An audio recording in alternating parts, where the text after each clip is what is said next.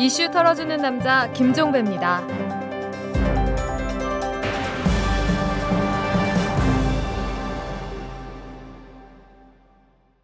1월 16일 월요일에 전해드리는 이탈남입니다. 이 민주통합당의 새 지도부가 오늘 출범을 했죠. 한명숙 대표를 비롯해서 문성근, 박영선, 박지원, 이인영, 김부겸 최고위원들인데요. 오늘 아침 한 보수 언론을 보니까 이들을 두고 초강성 야당이 등장했다 이렇게 평했더군요. 여러분 어떻습니까? 이 민주통합당 새 지도부의 면면이 초강성으로 보이십니까? 제가 보기엔 초강성이 아니라 지극히 정상적인 지도부가 등장한 것 같은데요. 이전의 구민주당, 색깔도 모호하고 뒷심도 없는 허약정당이 이상했던 거죠. 자, 아무튼 민주통합당의 임무가 막중합니다. 이 4.11 총선을 진두지휘해야 하고 대선도 관장해야 합니다. 야당다운 모습으로 국민의 변화 열망을 담아내길 기대하면서 털기 전 뉴스로 넘어가겠습니다. 한나라당 비상대책위원회가 현역 지역구 의원 25%를 공천에서 배제하기로 결정을 했습니다. 이렇게 되면 한나라당 지역구 의원 144명 가운데 이미 불출마를 선언한 8명을 제외하고 나머지 34명이 공천 자체를 신청하지 못하게 되는데요. 그 다음 절차도 있죠. 유권자가 배제하는 차례가 기다리고 있습니다. 정부가 수사발 KTX 운영권 민영화 작업을 총선 이후로 미루겠다고 밝혔습니다. 이 국토해양부는 4월 총선 이후에 정부 제안 요구서를 공개를 하고 이를 토대로 민간업체들이 6월 말까지 면허를 신청을 하면 7월 중에 우선 협상 대상자를 선정한다. 이런 수정 일정을 내놨는데요. 국토해양부는 총선 등을 앞두고 있어서 시기가 미묘하다는 지적이 있다. 이걸 수용하겠다 이렇게 밝혔고요. 또 철도 노조가 동의한다면 끝장 토론에 나설 용의도 있다 이렇게 밝혔습니다. 그러면서 한마디 덧붙이기를 총선 이후에는 어떤 일이 있어도 한다 이렇게 단호한 입장을 밝혔는데 글쎄요. 일단 그건 총선 겪어보고 나서 얘기하는 게 좋을 것 같습니다. 케이블 방송사 측이 오늘 오후 3시부터 KBS ETV의 재송신을 전면 중단하겠다 이렇게 밝혔습니다. 한국 케이블 TV 방송협회는 아날로그를 포함한 KBS ETV의 송출을 전면 중단할 것이다 이렇게 밝혔는데요. KBS는 수신료를 받는 공영방송인데 재송신 대가를 요구하며 유료화를 추진하고 있어서 공영방송의 공적 책임을 촉구하는 측면에서 KBS ETV부터 중단할 것이다 이렇게 밝혔고 협상 상황을 보고 MBC와 SBS도 단계적으로 중단할지 결정할 것이다 이렇게 밝혔습니다. 방송통신위원회 뭐 하고 있는지 모르겠습니다. 이 종편 밀어붙일 때의 그런 태세라면 이것도 얼마든지 조정이 가능할 것 같은데 뒷짐지고 있습니다.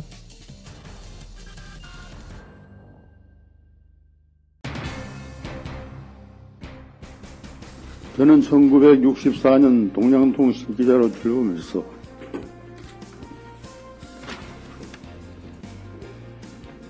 동아일보 정치부장,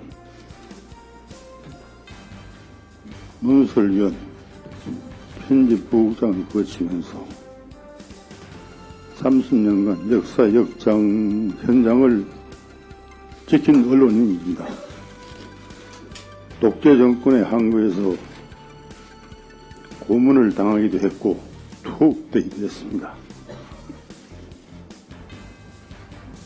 언론인으로서의 기자들을 지키기 위해서 평생을 노력해온 저에게 그 같은 비난은 참기 힘든 모욕과 다름이 없었습니다. 저희 이탈남이 지난주 금요일에 이 대법원에서 무죄 확정 판결을 받은 정연주 전 KBS 사장을 인터뷰한 바가 있습니다. 여러분 다 들으셨죠?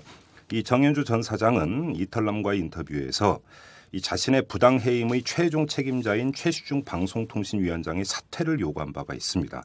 하지만 최시중 위원장은 같은 날 국회에 출석해서 정연주 전 사장에게 미안하긴 하지만 사퇴는 없다 이렇게 못 박았습니다. 이전에 2번이나 이 정연주 전 사장의 무죄가 확정되면 책임지겠다 이렇게 했던 자신의 말을 완전히 뒤집은 건데요. 시선은 물론 곱지 않습니다. 이 한 입으로 두 말하는 그런 행태 때문만이 아니죠. 이 그의 양아들로 불렸던 정용욱 씨의 수뢰 사건도 지금 불거진 상태 아니겠습니까? 자, 오늘은 최시중 방송통신위원장을 털어보도록 하겠습니다. 그가 어떤 인물인지, 이 기자 최시중과 위원장 최시중으로 나눠서 한번 탈탈 털어보도록 하겠습니다. 자, 먼저 이 기자 최시중의 면모 하나하나 다 털어보기 위해서 한 분을 모셨는데요. 이 동아일보 기자로 파리 특파원과 노조위원장을 거쳤고 김대중 정부 때 춘추관장을 지내신 분입니다. 현재 군산대와 오석대 이 초빙 교수 활동을 하고 계시는 김기만 교수님을 모셨습니다. 안녕하세요. 네, 안녕하십니까. 네. 예. 저희가 자료를 찾아보니까 이 최시중 위원장이 뭐 30여 년간 기자 생활을 했는데 뭐 우리는 일반적으로 동아일보 기자 출신으로 알려져 있지만 지금 저희가 자료를 찾아보니까 동아일보에서 기자 생활을 시작한 건 아니더군요. 예, 동자는 비슷한데 동아일보가 아니고 동양통신입니다. 예, 예. 옛날에 어떤 그 정치자가 예. 통신사 연합뉴스 이전에 동양통신, 합동통신이 있었는데 통신사에 전화해서 예. 전화를 고쳐달라고 한 적도 있고 그 무슨 예. 케이블을 파는 회사냐 이렇게 문의한 적. 연합뉴스 기자한테 그런 고충을 한번 들은 바가 있어요. 사실은 예. 보통 신문과 방송으로 대별되는 언론에서 통신이라는 게 예. 뉴스의 도매상인데 그렇죠. 굉장히 사실은 인식이 잘 안 돼 있죠. 그렇죠. 예. 그런데 그 전에 60년대, 70년대, 80년대까지는 우리나라에 이제 두 개의 통신사가 있었습니다. 예. 지금 이제 쌍용그룹 예. 그쪽에서 옛날 운영했던 것이 이제 동양통신. 동양통신이고. 그다음에 이제 합동통신이라고 예. 두산그룹에서 운영을 했었는데 이게 합쳐져서 지금 오늘날에 연합통신, 연합뉴스까지 그렇죠. 왔죠. 예, 예. 근데 최시중 씨는 동양통신 출신입니다. 그러나 동양통신에서는 매우 짧게 불과 한 1년 예. 잠시 정만 뒀다가 어떤 그 힘을 어떻게 이용했는지는 제가 나중에 말씀을 드리겠지만 네. 동아일보로 옮깁니다. 그래요? 그래서 동아일보에서 약 29년간 그러니까 사실상은 동아일보 기자로 언론 생활을 시종했다고 보는 것이 맞습니다. 예. 그러니까 출발은 분명히 동양통신이죠. 그러면 이 동양통신은 당시 이 쌍용그룹에서 운영을 했던 통신사라고 이제 말씀을 그렇습니다. 하셨는데 예. 이 최시중 위원장이 동양통신 뭐 이렇게 공채를 거쳐서 이렇게 들어가게 됐던 거였나요? 그건 아닌 걸로 압니다. 당시는 언론사가 예. 공채의 전통이 그렇게 뿌리 깊이 내려져 있는 것은 아니죠. 예. 동아일보 같은 전통 있는 신문사조차도 공채 일기가 1959년입니다. 그러니까 당시에 동양통신 아주 신생 작은 통신사였고 네. 여기에 상당한 사연이 있습니다. 최시중 씨가 예. 대학 다닐 때 입주 가정교사를 합니다. 옛날에 가정교사 많았죠. 예. 입주 가정교사를 하는데 그 집이 누구였느냐? 바로 옛날 쌍용그룹의 총수였던 김성권입니다. 아하. 오늘날 김석원 쌍용그룹 회장의 아버지죠. 선친이고. 예. 젊은 세대들은 잘 모르겠지만 좀 나이 드신 분들은 옛날 공화당의 갈등이 매우 심할 때 권력투쟁이 심할 때 이른바 SK그룹이라고 해가지고 김성권의 약자. 그 주도적인 4명 중에 하나였습니다. 상당한 파워를 가진 공화당의 아주 핵심 간부였죠.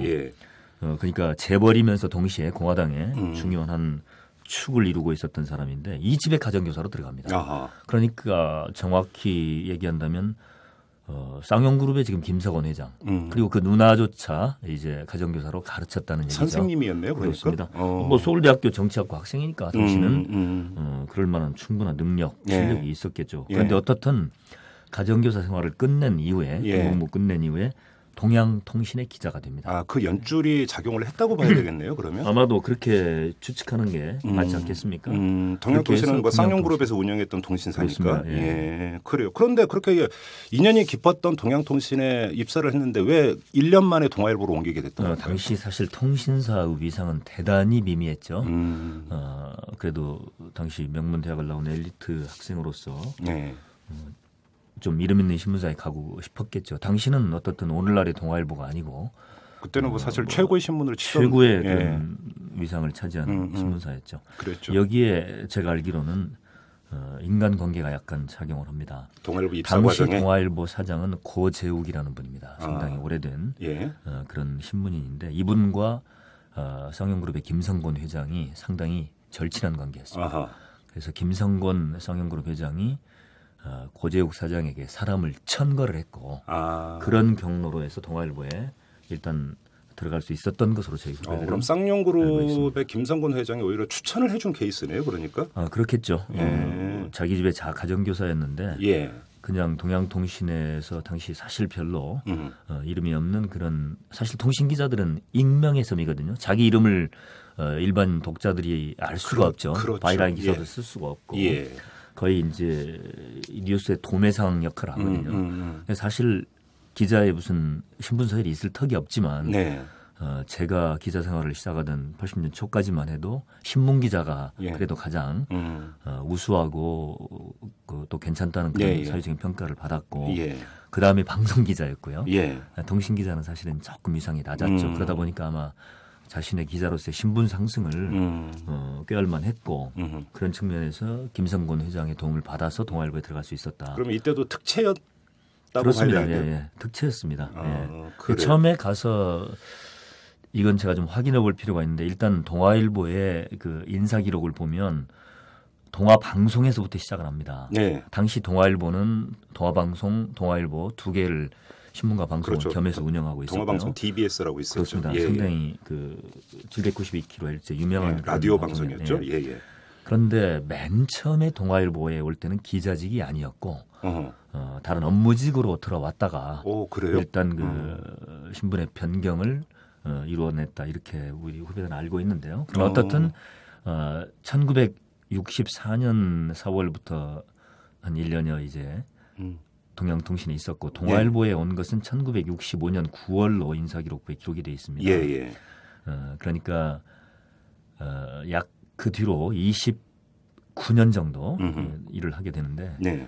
동아방송에 이어서 동아일보로 옮겨와서 당시에는 동아방송과 동아일보는 인사 교류가 빈번하게 이루어졌었습니다. 예. 거의 같은 몸이었고. 그렇습니다. 예. 그래서 실제로 동아일보의 기자들이 동아방송에 나가서 아침에 그 뉴스 뭐 전망대랄지 여러 가지 요즘 종편도 그렇게 하대요. 예, 그렇습니다. 근데 이미 오래전에 사실은 그때는 텔레비전이 아니고 라디오였기 때문에 그렇죠. 오히려 좀 편하게 그렇죠. 보이는 것도 아니고 심지어는 아침에 와서 해장술 마시다가 나가서 방송하기도 했다 이렇게 선배들이 회고를 하는데 예. 그 뒤로 이제 국제부, 지방부 이렇게 쭉 거치다가 네. 정치부장 인력 발탁이 됐었고 그다음에 논설위원, 부국장까지 하고 네. 마지막에 이제 1994년에 네. 1994년에 퇴직하게 되죠. 그래 이제 그 동아일보 이제 후배 기자 아니십니까? 이제 김금만 교수께서는. 근데 이제 그렇습니다. 후배들에게 그 인식돼 있는 선배 최수진 기자는 어떤 사람입니까? 그래서 제가 오늘 방송에 나와달라는 부탁을 받고 예. 다소 좀 망설였던 이유는 이게 네. EJ 같은 생각이 들어서 하필이면 지금 가장 큰 그 논란에 휩싸인 예. 최시중 위원장의 이 정연주 KBS 사장 이른바 몰아내기 사건 그렇죠. 그리고 국회에서 발언했던 그 무책임한 무책임의 극치죠. 네. 그분이 말하는 책임은 사퇴를 의미하지 않는다. 이게 무슨 해괴망측한 그런 논리입니까? 그러니까 그런 그리고 것 최수중 위원장은 정현주 전 KBS 사장도 동아일보 출신이니까 같이 일했죠. 예, 동아일보의 예, 예. 선배 아닙니까? 그러니까 정현주 전 사장이. 연배로 따지면 예. 최시중 위원장이 이제 1937년생이니까 제가 네. 위고요. 예. 그 다음에 이제 정연주 사장이 그 뒤고 정연주 사장은 참고로 1974년, 75년 동아일보 광고 사태 네. 그리고 그 유명한 12.4 자유언론 실천운동의 제일 막내입니다. 그렇죠. 그때 쫓겨난 예. 130여 명의 기자, PD, 언어서 중에서 제일 마지막 그 입사자. 입사 1년 차이죠 아마. 그렇습니다. 그때. 예. 정말 아주 피 끓는 기자 시절에 그냥 그대로 잘린 거죠. 그렇죠. 그다음에 저는 그 뒤에 이제 1980년 입사니까 예. 거의 조금씩 이렇게 연배를 달리하는 지금 동아일보의 그 최장년 세대와 네. 중년 그다음에 저는 뭐 그 동아일보 지금 거론된 중에서는 제일 또 막내에 속하고요. 그런데 어떻든 동아일보 후배 기자가 예. 저도 같이 일했던 동아일보 선배 기자였던 최시중 위원장에 대해서 얘기를 하려니까 좀 부담스러우시죠? 약간 인간적인 예. 그런 연민도 있고 부담도 있습니다. 그러나 뭐 말씀은 정확히 해야죠. 예. 후배 기자들이 볼 때 최시중 위원장은 기자로서는 별로 탁월하지 않고 또 별로 존경할 만한 후배들의 그런 대상은 아니었다. 다만 굉장히 정치 감각이 뛰어나고 아무튼 기자 아닌 다른 역량은 꽤 있어 보였다. 그 다른 역량이라고 하는 예. 게 그 그러니까 언론 뭐 외적인 부분이겠네요. 그렇습니다. 그러면 조직에서의 자신을 드러내고 키울 줄 아는 역량이랄지 기회가 있으면 뭔가 그걸 다 잡아서 네. 해내는 역량이랄지 그건 뭐 나중에 말씀을 드리겠습니다. 또 이념적인 그 생각의 어떤 축을 보면 당시 동아일보 기자들과는 좀 달랐습니다. 대체로 동아일보 기자들이 물론 다 그런 건 아니지만 좀 자유민주주의에 대한 그런 의식도 강하고 언론 자유에 대한 특별한 그런 좀 천착이 있었고 당시 동아일보를 두고 이제 대부분의 사람들이 야당지라고 불렀죠. 오늘날의 동아일보하고는 예. 천양지판이 있었죠. 그렇죠. 그러니까 예. 물론 동아일보가 친일 시비도 있을 수 있고요. 예. 손기정 사건, 그 일장기 말소 사건의 진실도 다르다는 그런 그 고백도 해야 되고 그러나 어떻든 4.19 때의 동아일보 그럼요. 예. 또 혹은 그 뒤에 87년 6월 항쟁을 불러왔던 박종철 고문 사건을 그렇죠. 집요하게 캐냈던 그런 동아일보. 그렇죠. 적어도 동아일보의 그 녹색 자동차와 깃발을 달고 나갈 때 대다수 국민들이 박수 쳐주고 네. 잘해라 하고 격려했던 그 동아일보. 참 그때는 그런 모습이었거든요. 오래된 얘기네요. 그렇습니다. 정말. 예. 네. 저도 그 시절이 정말 아주 너무 그립습니다만 네. 그 당시에 동아일보 기자들은 정말 그 언론 자유에 대한 그런 강한 집착, 애착 네. 그리고 이 나라 최소한의 민주주의의 보루, 사회의 어떤 형평, 균형에 자신들이 그 정말 어떤 중심축이에 뛰어야 된다는 네. 약간은 그 선비의식이랄까 그 어떤 딸각발이 정신 이런 것들이 분명히 있었죠. 예. 그런데 그런 와중에 최시중 위원장은 좀 달랐습니다. 어떤 식으로 달랐습니까? 그럼 그러니까 사례를 들어서 말씀해 주시면. 뭐 바로 그냥 이 얘기가 예. 시작이 되는데 예. 최시중 위원장이 사실 동아일보의 정통 입사생이 아니지 않습니까? 네네. 이 시기를 잘 따져보면 예. 동아일보의 일기생이 바로 1959년이라고 그랬습니다. 공채 일기. 그렇습니다. 예. 우리 후배 언론인들이 가장 존경에 맞지 않는 대한민국 언론인 중에 예. 뭐 지금 현존하는 장행훈 전 동아일보 예, 편집국장 예, 예, 같은 예. 분. 이분이 일기생입니다. 아, 59년 입사군요. 예. 전혀 서로 입장을 달리하는 물론 남시욱 사장 같은 분도 있지만 네. 59년 입사가 1기고 예. 그다음에 이제 김원기 의장이 2기입니다. 1960. 그러니까 벌써 1959년, 60년, 61년 이때부터는 매년 동아일보에 기수생들이 7, 8명씩 차곡차곡 들어옴으로써 네. 동아일보의 어떤 정통 세력이 됩니다. 그런데 최시중 씨는 그로부터 5년 후 예. 1964년에 남해 천거로 통신사에서 들어왔단 말이죠. 네. 뭐 그런 차별이 있을 수는 없지만 비주류죠. 네. 어떻든 동아일보의 주류라고는 볼 수 없습니다. 그러니까 자신의 어떤 자리를 잡고 네. 어떤 위상을 찾는데 좀 어려움이 있었겠죠. 어허. 참고로 말씀을 드리면 우리나라가 언론사의 어떤 공채제도가 장점과 단점이 있죠. 그렇죠. 또 공채제도가 어느 언론사에서나 다 주축이 됐던 건 아닙니다. 네. 그러나 적어도 동아, 뭐 조선, 근데 한국일보랄지 이런 네. 대부분의 메이저 이른바 언론사에서는 이미 공채가 좀 확실하게 뿌리를 그렇죠. 내렸었죠. 예, 예. 그렇지만 동아일보에서도 예를 들어서 김중배 위원 같은 분은 옛날에 민국일보에서 네. 다른 데를 거친 분이고 박권상 그 기자도 네. 다른 데를 거친 분이고 어허. 그러니까 문호는 열어놓되 1959년의 공채 이후에는 공채생들이 아무래도 뼈대는 전체 공채생이 뼈대를 이루고 예, 예. 문호는 열고 좋은 기자들을 받아들인 거죠. 음흠. 그러나 어떻든 이 최시중 씨 경우는 1964년에 동아일보에 들어온 이래 제가 알기로는 그렇게 쉽게 예. 뭐 튼튼한 뿌리를 내린 건 아니었습니다. 그런데 이분이 1988년에 정치부장이 됩니다. 네. 정치부장이. 네. 근데 이게 사실은 동아일보 사주의 입장에서 최시중 씨의 뛰어난 공적, 업적을 공적. 인정을 한 셈인데 그게 뭐냐 바로 인천 김성수 평전과 연결이 됩니다. 인천 김성수 이제 동아일보 창업주라고 알려져 그렇습니다. 있는. 예. 동아일보의 뭐 창업주고 예. 후에 이승만 정권 때 부통령이고 그렇죠. 국내에서 독립운동을 한 공적과 친일을 했던 행적이 동시에 비교가 되면서 많은 논란을 일으켰죠. 결국은 그렇죠. 친일 인사로 등재가 됐고 예. 역사적인 심판을 그렇게 받을 수밖에 없게 됐습니다만은 어떻든 인천 김성수 선생은 동아일보의 이제 초대 그렇죠. 첫 창업자라고 할 수 있죠. 그런데 예. 이 점에서 하나 분명히 할 것은 나중에 시간 있으면 말씀을 드리겠지만 많은 분들이 예. 동아일보는 인천이 만들었다고 생각하고 있습니다. 전혀 사실이 아닙니다. 그렇죠. 예. 동아일보는 오늘날의 한겨레처럼 만들어진 신문입니다. 원래 그게 도민주 성격 아니었습니까? 국민주입니다. 국민주. 전국에 예. 그러니까 저 함경도, 평안도에서 경북, 경남, 제주도까지 전국에 수천 명의 네. 정말 그 민족의 독립을 바라고 애국 정신에 불타는 그런 분들이 자발적으로 기부를 해서 동아일보를 만들었습니다.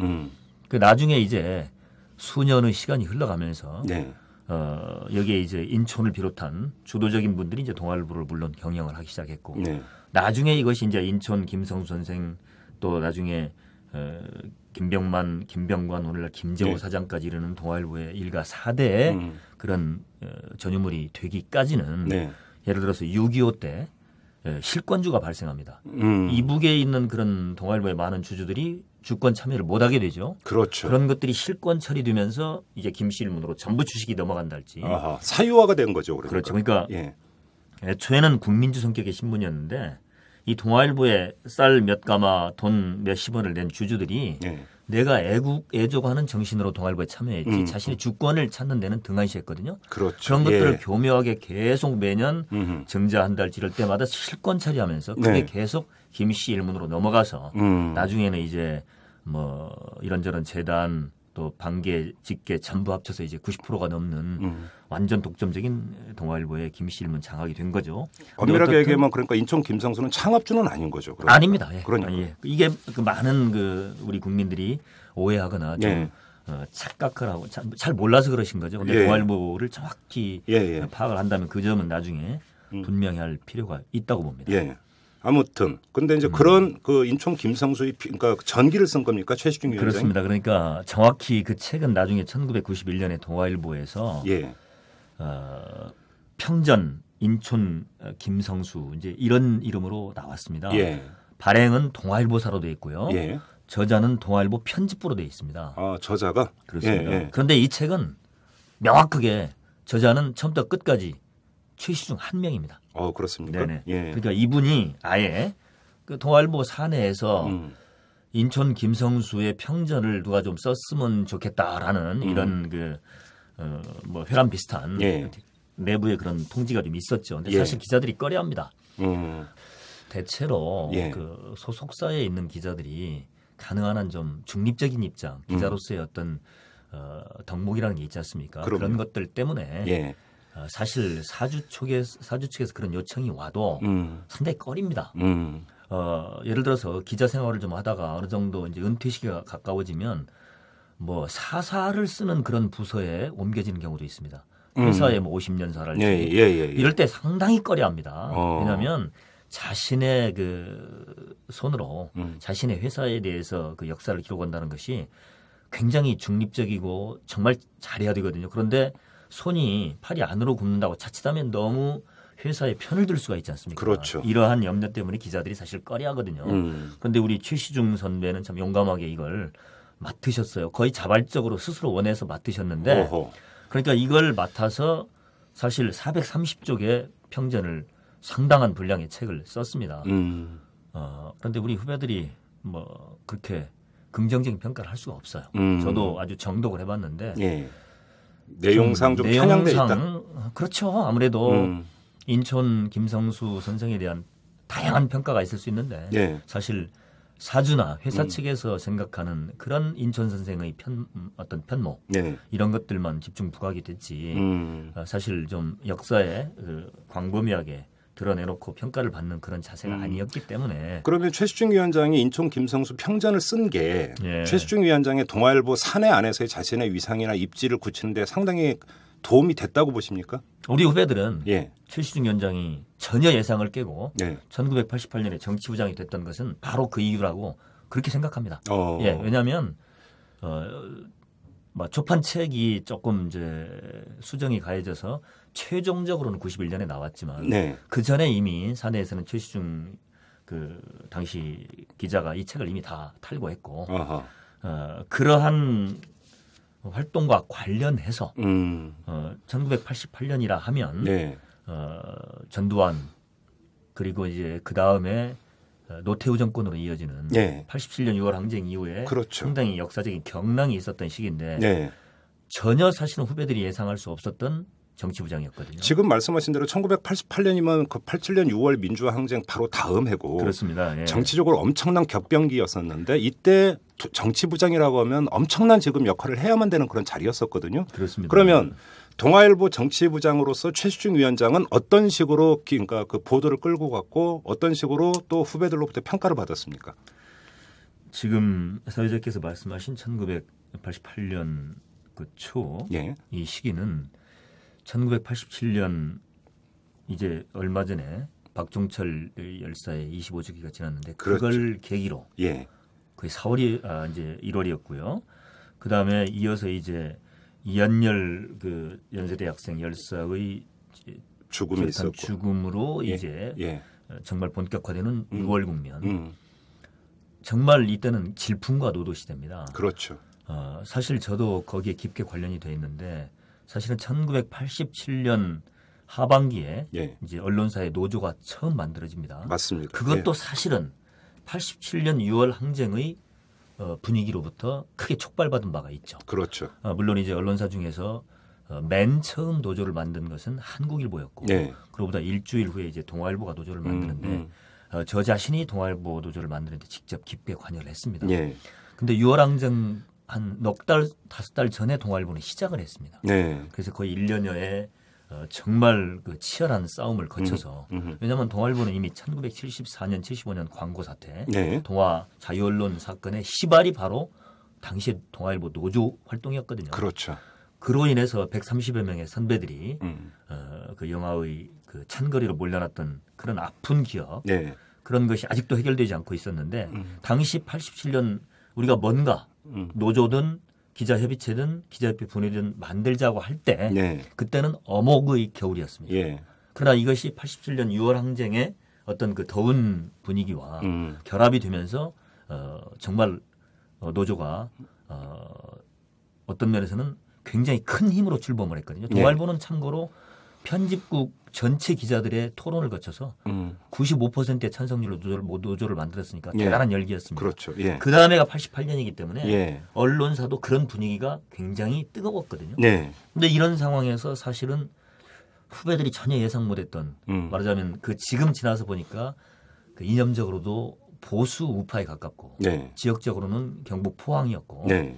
동아일보의 정통 기수생이 아니었고 그 전으로 동아일보의 정치부장이라 중요한 보직은 거의 대부분 뭐 이 정통 그 이른바 공채생들이 네. 줄곧 맡아왔고 특히 정치부장이라는 자리는 핵심 요직이죠. 정말로 예민한 자리고 그렇죠. 그건 사주가 결정하는 자리였거든요. 네. 그런데 최수중 당시 이제 선배 기자가 맡은 이후로 역시 생각했던 대로 후배들이 우려했던 대로 네. 풍파가 적지 않았습니다. 어떤 풍파가 있었어요? 그중에 가장 결정적인 한 사건은 1998년 8월로 기억이 되는데 88년 8월이요. 예, 예. 1988년 8월이죠. 당시 극우적인 정말 어디 뭐 누구나 다 인정하는 극우적인 인물 중에 김용갑 총무처 장관이라고 있었습니다. 당시 총무처 장관이었죠. 그렇습니다. 예, 예. 뭐 육사 출신의 네. 거의 극단적인 우경의 대표적인 인물이고 그 뒤에 국회의원을 하면서도 신군부 세력의 일원이었죠. 많은 일화를 남긴 분이죠. 뭐 지금 뭐 우파에서 대표되는 뭐 조갑재 씨랄지 거의 대표성 있는 인물이었죠. 네. 당시에 김용갑 장관이. 근데 이분이 좌경 세력에 대처하기 위해서 대통령한테 국회 해산권을 주는 그런 개헌을 하자. 총무처 장관이 뜬금없죠. 총무처는 지금은 없어진 부서인데 네. 정부 살림하는 곳입니다. 그렇죠. 살림이나 하면 되지. 예. 느닷없이 개헌 얘기를 꺼냈어요. 88년 8월에. 그렇습니다. 87년 6월 항쟁이 있고 나서 바로 1년 뒤에. 그렇습니다. 예. 그런데 문제는 동아일보의 최시중 정치부장이 김용갑 장관을 찾아갑니다. 예. 취재를 하러 갔는지 찾아가서 이렇게 말을 합니다. 당신의 소신 발언에 감명받았다. 어허. 내가 적극 지원하겠다. 아니 정치부장이 어떻게 그런 얘기를 합니까? 그러니까요. 그래서 이게 우리 후배들한테 알려져 가지고 예. 난리가 났습니다. 오. 있을 수 없는 이건 개인의 어떤 소신 지원 뭐 이런 발언이 아니기 때문에 왜냐하면 예. 동아일보 정치부장만 해도 동아일보 안에서 가장 중요한 자리일 뿐만 아니라 대외적으로 동아일보의 정치부장이 미치는 영향력도 막대합니다. 예. 그런데 가서 그런 극우적인 발언에 대해서 격려 고무를 했다는 것은 뭐 일탈도 보통 일탈이 아니죠. 이건 좀 상식에 괴해서는 네. 이해될 수가 없는 행동이죠. 예. 그리고 또 하나의 사건이 이제 결정적으로 벌어지는데 당시 전두환 대통령과 골프를 쳤습니다. 동아일보 정치부장 시절에. 예. 이건 공식적으로 저를 비롯한 우리 후배 기자들이 들고 일어났습니다. 해명하라. 예. 물론 기자가 취재원과 골프 칠 수 있습니다. 그렇죠. 예.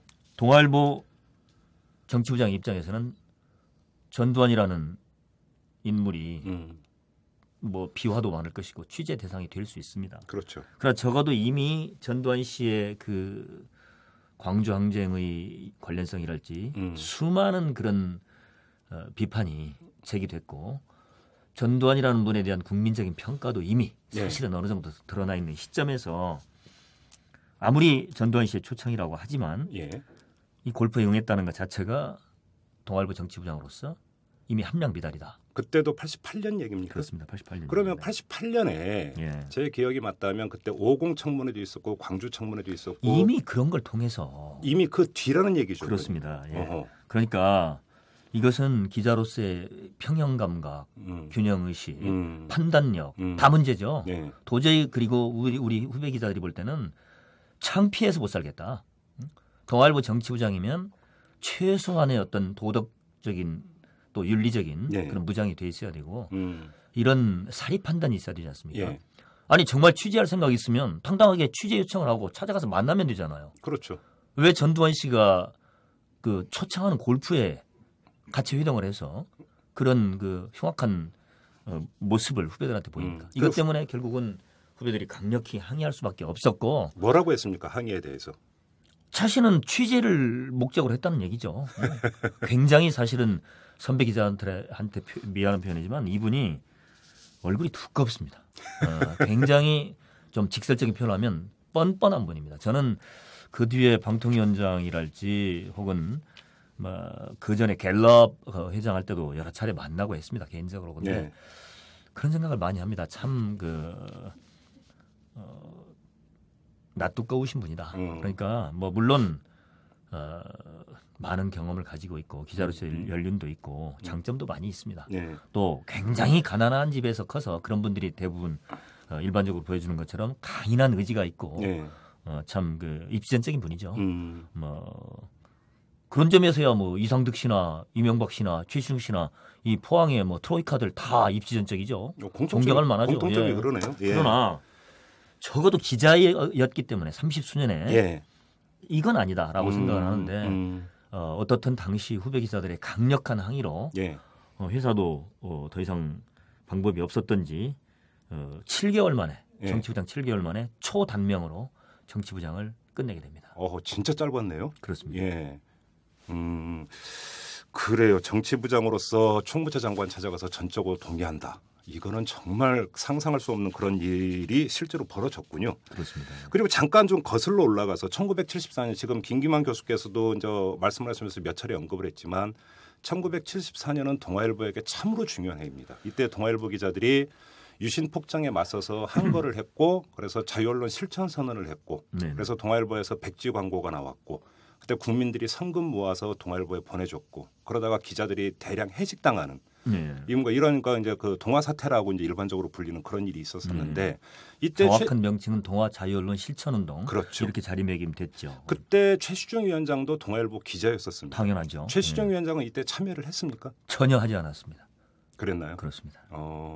물론 개인적으로 이런 동료들의 대량 해직, 또 자유언론을 위한 투쟁에서 어떤 고민을 했고 또 어떻게 뭐 행동을 준비했는지는 모르겠습니다.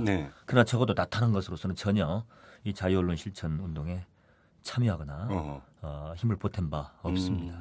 근데 제가 지금 과거 얼마 전에 뉴스를 보면 최시중 위원장이 뭐라고 그러면 자신도 과거 이제 민주화 운동에도 헌신을 했고 뭐 이런 언급을 한 적이 있었었는데요. 그게 정말 뭐 가가대소할 일이죠. 이분이 정확히는 2011년 작년 3월 17일 아마 인사청문회 그러니까 이제 방송통신위원장을 연임하게 될 때 또 인사청문회 했지 않습니까? 제가 기억하는 워딩은 나도 자유 언론을 위해서 독재 한가하며 고문도 당하고 투옥도 되었다. 어허. 이건요 굉장히 놀라운 발언입니다. 참고로 지금 이 문제에 관해서 예. 우리 국내에서 외국은 모르겠습니다만은 최시중 위원장한테 아주 강력하게 네. 끈질기게 예. 단호하게 계속 그를 통해서 묻고 질문하고 답을 요청하고 있는 분이 있습니다. 오홍근 전 청와대 홍보수석입니다. 이분이 지금 우리 오마이뉴스는 아닌데요. 네. 프레시안에 계속 그런 글을 썼던 걸로 기억이 되는데 네, 알고 있습니다. 예. 이분이 참고로 1988년이네요. 이것도 네. 이분이 군사문화를 청산하라라는 이런 글을 당시 중앙일보의 자매진 그 중앙경제 사유부장 자격으로 썼다가 테러 당했었죠. 정보사한테 회칼로 그렇죠. 25cm가 찢기는 잔인한 그런 테러를 당한 전대미문의 언론인 테러 사건 그 희생됐던 주인공입니다. 맞습니다. 이분이 그 뒤에 이제 중앙일보 상무 때 중앙일보를 그만두게 되는데 그때는 또 홍준표에 관한 글을 썼는데 당시 중앙일보가 이걸 게재해주지 않았습니다. 한나라당의 홍준표 그렇습니다. 예. 뭐 홍준표 씨가 국회의원을 그만두게 되는데 네. 또 좀 헛소리를 했습니다. 여기에 대해서 준연하게 이걸 나무라는 글을 썼는데 당시에 송모 주필이라는 사람이 이건 게재할 수 없다 해가지고 여기에 한거에서 이제 사표를 던지고 나왔죠. 그 뒤로 이제 오홍근 기자는 김대중 정권 때 청와대 홍보수석, 국정홍보처장 뭐 이런 걸 거쳐서 지금도 70이 넘은 그 나이에도 정말로 건피를 휘두르고 있는데 이분이 제가 알기로는 아마 서너 차례 지금 계속해서 최시중 씨한테 이렇게 묻고 있습니다. 고문당한 적도 최 위원장이 고문당했다? 투옥됐다? 자유언론을 위한 투쟁을 했다? 언제 어디서 무엇을 좀 밝혀라. 지금까지 단 한마디도 나온 적이 없습니다. 거짓말이라는 얘기입니까? 그렇습니다. 그래서 악어의 눈물이라고 이 오홍근 수석은 표현을 하고 있는데 이 인사청문회 과정에서 최시중 위원장이 이 발언을 하는 말미에 울었습니다. 감루했습니다. 눈물을 흘렸습니다. 그러니까 오홍근 수석은 단호하게 표현합니다. 이건 악어가 잔뜩 배부르게 잡아먹으면서 침을 분비하면서 눈물을 흘리는 것. 이게 악어의 눈물 아닙니까? 이거 아니고 뭐냐 도대체. 오홍근 수석이 조사하고 알고 있는 최시중 전 기자의 투옥 사실은 있습니다. 사실. 아, 있습니까? 있습니다. 이것은 뭐냐면은 200만 원 수뢰 사건과 관련한. 그러니까 전혀 성격이 다른 거네요. 전혀 성격이 다릅니다. 그러니까 국회의원 선거가 있었던 1971년 이때 최시중 기자는 동아일보 기자죠, 당연히. 변호사법 위반입니다. 그때 200만 원을 수뢰했다라는 겁니까? 그렇습니다. 1971년에 200만 원이면 어마어마한 돈인데요. 제가 조사를 해보니까요. 당시에 택시가 60원, 짜장면이 100원, 시내버스 10원. 그래서 뭐 여러 가지 기준을 쌀 80kg 한 가마가 5,700원. 그때 제 기억에 맞다면 주택복권 1등이 아마 100만 원이었을 겁니다. 그러니까요. 이 당시 200만 원을 여러 가지 단위로 환산해 볼 수가 있는데 대충 8천만 원에서 2억까지 나옵니다. 현 시세로. 그러니까 이제 시내버스 가격으로 환산하면 2억이고 짜장면 값으로 계산하면 뭐 1억이고 뭐 쌀값으로 계산하면 8천만 원이고 어떻든 적지 않은 돈입니다. 이 금품 수수와 관련된 의혹으로 투옥됐던 겁니다. 기자를 하다가. 그렇습니다. 그래서 동아일보에서 잘렸습니다. 아, 그랬습니까? 일단 동아일보에서 나가야 했습니다. 그러니까 이것은 개인 비리와 관련된 의혹이죠. 최종적으로 자유언론하고는 아무 상관이 없는. 아무 상관이 없다고 저는 확신합니다. 그러니까 투옥된 건 맞습니다. 그렇죠. 투옥된 건 성격이 전혀 다른 거죠. 그런데 고문에 관해서는 저는 금시초문이고요. 그다음에 특히나 자유언론을 위해서 독재 항거하며 이렇게 앞에 전제를 붙였거든요. 그러니까 본인이 뭐 개인 비리를 저질러 가지고 들어가서 고문을 당했는지 그건 저희가 알 바가 아닙니다. 또 투옥도 된 건 사실입니다. 그런데 문제는 앞에 전제가 이렇게 말을 하고 있습니다. 자유언론을 위한 독재에 항거하며. 독재에 항거한 게 아니라 검찰 수사에 항거한 거거든요. 그러니까 항거하며 다음에 지금 고문도 당하고 투옥도 되었다라고 언급했기 때문에 이분은 분명히 연관성이 있다고 주장하거든요. 그러면 개인 비리가 아닌 어떤 민주 언론 투쟁을 했는가 이것을 밝혀야 되고요. 지금 김근태 선생님처럼 칠성판에서 당했는지 무슨 고문을 당했다면 밝혀야 되고요. 고문의 주체는 누구였는지 저도 기자 시절에 치안본부 특수대도 가보고 네. 국정원 당시 지금 안기부도 가봤는데 다 알거든요. 네. 당시 저를 전두환 그 여동생이 부동산 투기했다고 제가 기사를 썼다가 치안본부 특수대에 붙들려 갔는데 네. 최남수라는 특수대장이 저를 징치했거든요. 그분 예. 이제 죽었습니다만은 예. 저희 다 압니다. 어. 김근태 고문도 이근환이 다 알지 않습니까? 예. 그러면 우리 최시중 위원장도 자신이 고문당했다면 지금 그렇게 막강한 분인데 옛날 누가 나를 고문을 했는지 알겠죠. 능히 알아야죠. 예. 밝혀야죠. 예. 투옥도 만약에 개인 비리가 아닌 다른 투옥이 있다면 말을 해야죠. 그런데 본인을 빼고는 동아일보에 같이 일했던 어떤 동료도 후배도 알 바가 없습니다. 본인도 말한 바가 없습니다. 그런데 잠깐만요. 알겠는데 1971년에 수뢰 사건으로 그 투옥이 되면서 동아일보에서 잘렸습니다. 네. 근데 다시 들어온 거 아닙니까? 그렇습니다. 어떻게 들어온 거예요? 알 수 없습니다. 그러니까 참 능력 있는 분이라고 제가 말을 하는 겁니다. 예. 누구도 모릅니다. 오. 예, 아마도 예. 1971년이면 이제 동아일보에서 일한 지 약 7년 됐거든요. 그렇죠. 소장 기자죠. 예. 근데 동아일보에 들어올 때도 아까 김성곤 회장, 고재욱 사장의 그런 협력을 도움을 받아서 들어왔는데 네. 아마도 사주를 비롯한 동아일보의 간부들이 또 구명을 해준 게 아닌가. 어허. 뭐 당시 사실 신문사가요. 지금 굉장히 조직 체계가 잘 갖춰지고 뭐 인사 같은 것이 굉장히 정확히 될 것 같지만 천만의 말씀입니다. 그저 위에서 회장이나 사장이 누구 하나 쓰라고 하면 쓰는 거죠. 그렇죠. 제 사표 받아 하면 사표 받는 거고 완전 사기업이죠. 네. 근데 그런 판에 또 사실 기자들의 입장에서는 뭐 동료 기자가 어떤 사건과 연루돼서 나갔다가 들어온다는 데 대해서 그걸 꼭 그냥 막고 뭐 안 된다 이렇게까지 할 상황은 아마 아니었겠죠. 그럼 어떻든 무슨 말씀인지 누구도 잘 명확히 모르는 가운데 다시 기자로 들어왔습니다. 그랬군요. 예. 그래서 뭐 정치부장까지 올랐던 거고 1988년에. 저는 이 얘기에 하나 보태고 싶은데 아까 사회자께서 이왕 동아 자유언론 투쟁을 말씀을 하셨는데 네. 저는 최시중 위원장한테 이렇게 묻고 싶습니다. 예. 동아 자유언론 투쟁위원회에 초대 위원장을 했던 안종필 선배를 그대는 아시는가? 예. 동아일보에서 같이 일했습니다. 예. 같은 부서에서 일했습니다. 안종필 선배는 1975년에 해직됐죠. 네. 그리고 1978년에 그 유명한 민주통신 예. 알려지지 않은 소식들을 이렇게 뭐 이리저리 알리는 그러한 찌라시 비슷한 잡지를 여기저기 돌리다가 구속됐죠. 네. 그리고 결국은 투옥 중에 암을 얻어가지고 네. 간암으로 1980년 작고하셨습니다. 지금 동아투위 출신의 우리 언론계 선배들이 한 18명 이미 예. 고인이 되셨는데요. 예. 이런 분들이야말로 정확하게 최시중 씨가 했다고 하는 것 그대로 하신 분입니다. 자유민주주의 민주 언론을 위한 투쟁을 했고 네. 거기에 한 거에서 투옥됐고 고문당했고 음흠. 그래서 결국은 죽음에까지 이른 분이거든요. 네. 그런 경력, 그런 이름을 참칭하지 말라. 네. 있으면 밝혀라. 아하. 저는 이건 아무리 선배지만 피를 토하는 심정으로 최시중 위원장한테 네. 정면으로 네. 그렇게 공개적으로 네. 말씀드리고 싶습니다.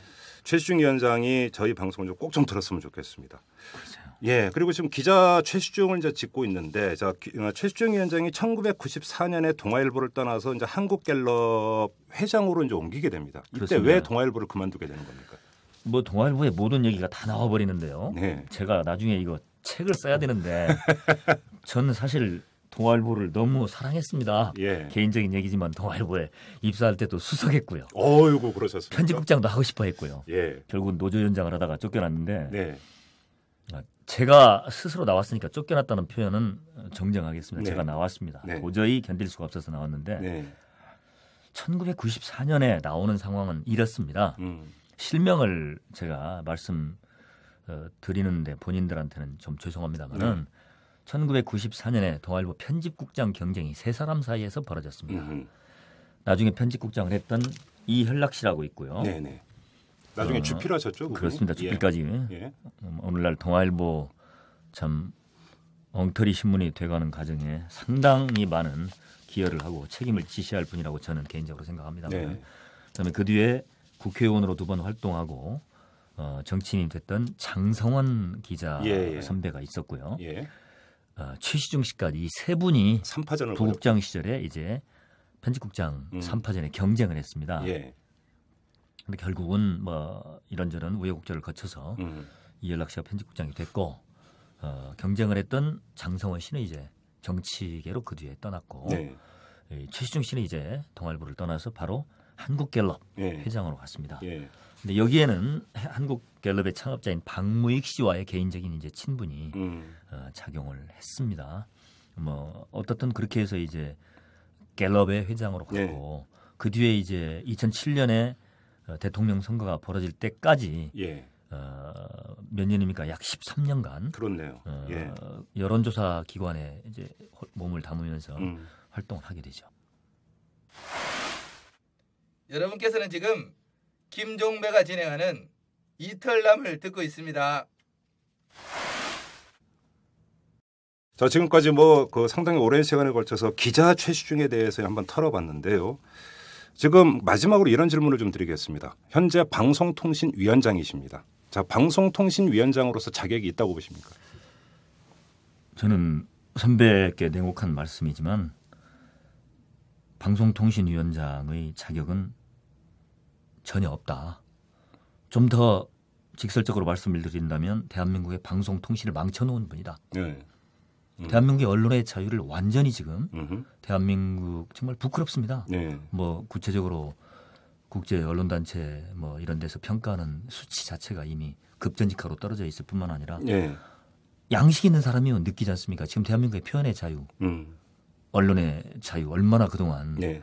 억압됐습니까? 예. 지금 KBS, MBC, YTN까지 사장 3명이 지난 그 이명박 정권 4년 동안 온갖 풍파를 일으키면서 교체됐습니다. 네. 정현주 사장 사건은 너무너무 유명하고요. 거기에 지금 이명박 후보 캠프에 방송 책임자였던 김윤규 현 사장이나 네. 자신이 MBC의 한 지방 방송 사장을 할 때 이명박 대통령한테 쫓아가서 후보였던가요? 브리핑을 했던 김재철 MBC 사장이나 네. 그것도 뭐 엄경 사장 다 몰아내고 신경민 앵커 쫓아내고 네. 김재동, 김미화 말할 것도 없습니다만은 YTN의 그 노종면 기자를 6명의 피어린 투쟁을 다 짓밟고 네. 또 친 이명박의 그런 사장을 들어앉힌 이런 저간에 예. 삼척동자라도 언론을 아는 사람들은 이건 최시중 작품이다. 최시중 아니면 이명박 합작 작품이다. 이렇게 네. 보는 거죠. 예. 그리고 종편 이건 뭐 말을 하면 정말 저는 가슴이 떨리는데요. 네. 지금 대한민국 언론에 이건 완전히 사형 선고 내린 것. 과연 정권 교체가 되고 새로운 그 민주주의 체제가 들어서서 이걸 얼마나 그 언론계 희생이 적게 하면서 다시 되돌릴 수 있을지 모르겠습니다만은 가장 잘못된 언론 정책 중에 대표적인 게 또 종편 아닙니까? 그렇죠. 최시중 씨가 다 했지 않습니까? 예. 이런 죄과를 나중에 역사와 국민 앞에 어떻게 감당하려고 지금 저러는지 모르겠습니다. 이런 것만 2가지만 사례만 들어서도 네. 어떻게 이분이 방통위원장의 자격이 있습니까? 네. 망친 장본인이죠. 그 질문을 하나만 더 드릴게요. 지금 그 지난주 금요일에 정현주 전 KBS 사장을 모시고 여기서 인터뷰를 했고 거기서 정현주 전 사장은 최시중 위원장 사퇴해야 된다고 요구를 했습니다. 당연합니다. 앞서서 이제 그 말씀도 드렸습니다만 그 우리 김기만 교수께서도 동아일보 출신이고 또 이제 동아일보 선후배들하고 계속 교류를 하시지 않겠습니까? 예. 근데 최시중 위원장이나 정현주 전 사장이나 모두 동아일보 출신입니다. 그래서 남다르게 아마 이제 보고 있을 거라고 생각을 하는데 이 동아일보의 어떤 전현직 기자들이 그 문제, 지금 제가 말씀드린 이 문제는 어떻게 바라보고 있습니까? 그 동아일보 전직 기자들은 제가 만나는 범위가 한계가 있고요. 예. 뭐 지금 현재 방통위에도 또 동아일보 출신의 김충식 위원이 또 가 있고 네. 참 상당히 곤혹스럽습니다. 왜냐하면 아마 동아일보 현직 기자들은 이런 문제를 고민하지 않을까요? 네. 고민하겠습니까? 글쎄요. 자신들의 선배가 지금 방통위원장으로 온갖 시비의 대상이 되고 있다는 데에서 정말로 정직하게 평가하고 뭐 자격의 유무에 대해서 고민하겠습니까? 저는 별로 그런 분들 지금 동아일보에 남아있다고 보지 않거든요. 네. 다만 동아일보를 떠난 사람들 네. 그중에 제가 주로 접촉하는 그래도 양식 있는 언론인들 얘기를 들어보면 부끄럽게 생각합니다. 부끄럽다. 치욕적으로 생각합니다. 이런 분은 동아일보의 대표 기자 아니다. 냉정하게 말씀드리면 동아일보 더 이상 지금도 망하고 있는데 동아일보의 이름을 부끄럽게 좀 만들지 마라. 이렇게 생각하는 게 다수죠. 아, 그래요? 예. 예, 예. 알겠습니다. 지금까지 김기만 교수와 함께 기자 최시중 어떤 인물이었는지 한번 탈탈 털어보는 시간을 가졌습니다. 자, 장시간 말씀해 주신 김기만 교수께 감사의 말씀드립니다. 고맙습니다. 예, 오늘 제가 네. 혹이라도 예. 실명을 거론한 경우가 좀 있는데 저로서도 굉장히 좀 조심한다고 했지만 그러나 역사적인 현실, 기자가 가장 중시할 객관적인 사실. 네. 저는 기자 생활을 시작할 때 사실은 신성하다. 예. 팩트는 신성하다고 배웠거든요. 예. 그것을 저버릴 수가 없어서 언급을 예. 했기 때문에 해당되시는 분들은 양해해 주시기 바라고 예. 최소한 이 나라의 언론의 자유 그리고 그걸 위해서 싸우다 간 피어린 투쟁을 하다가 간 수많은 선배들의 그런 영령을 생각할 때 예. 그런 발언을 최소한도 안 할 수 없었다는 네. 충정을 이해해 주시기 바랍니다. 감사합니다. 알겠습니다. 고맙습니다. 정치적으로나 인간적으로 참 죄송하게 생각한다는 점은 시인합니다. 그리고 그동안에 정윤주 씨가 겪었을 여러 가지 심리적 고통들에 대해서 미안하게 생각하고 결론이 난 거에 대해서 축하를 보냅니다. 만약 좀 더 검토를 해보고 법률적으로 책임질 일이 있으면 책임지겠다. 책임질이 있다면 책임을 지는 거죠. 그 미디어에서 여러 가지 분분한 얘기들이 나오고 있습니다만은 어느 하나도 실체가 없는 설입니다.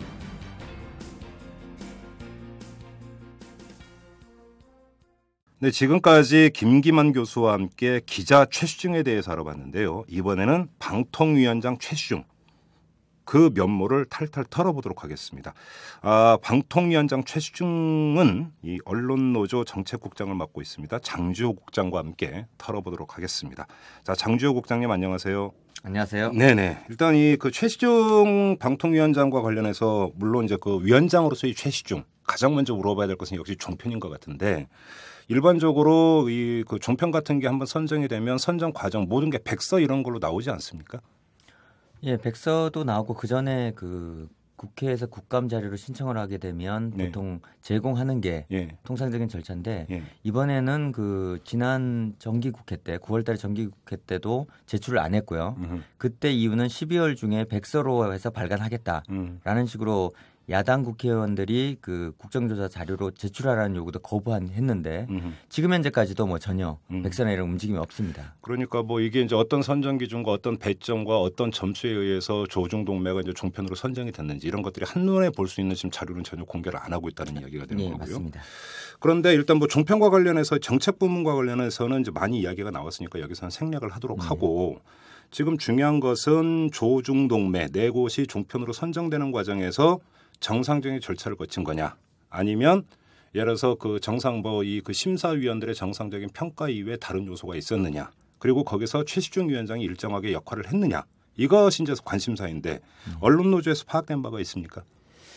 일단 그 선정 부분에서 제일 처음에 문제가 된 부분은 미디어법 자체가 그 헌재에서 판결했던 것처럼 기본적으로 재논의를 해라. 예. 그 재논의를 통해서 다시 의결하는 걸 맞다라고 했는데도 불구하고 그거 자체를 그대로 그 어떻게 보면 위헌 소지가 있는 법을 기반으로 해가지고 네. 일단 출발했던 부분이었고 예. 두 번째는 그 선정 기준 또 어떤 배점 이런 부분에 있어서 개량화할 수 있는 예. 그런 부분의 배점은 낮추고 비계량 점수 부분을 굉장히 높인 부분. 네. 그런 비계량 부분에서 부분이라는 게 예를 들어서 어떤 겁니까? 예를 들어 뭐 그 언론의 공공성, 공정성을 얼마나 신장시킬 수 있는가. 뭐 그런 거 주관적인 평가죠, 사실. 그렇죠. 예. 예. 그다음에 뭐 그 언론의 다양성 이런 부분에 대해서 어느 정도 기여할 수 있는가. 네. 이런 어떤 그 심사위원들의 구성이 굉장히 중요한 그런 비계량 점수가 굉장히 높았다는 부분이고 네. 실제로 거기서 많은 점수를 땄다는 부분. 네. 그리고 또 하나는 그 현재 심사위원들이 전체 명단이 공개가 안 돼 있어요. 네. 예, 그런 상태에서 다만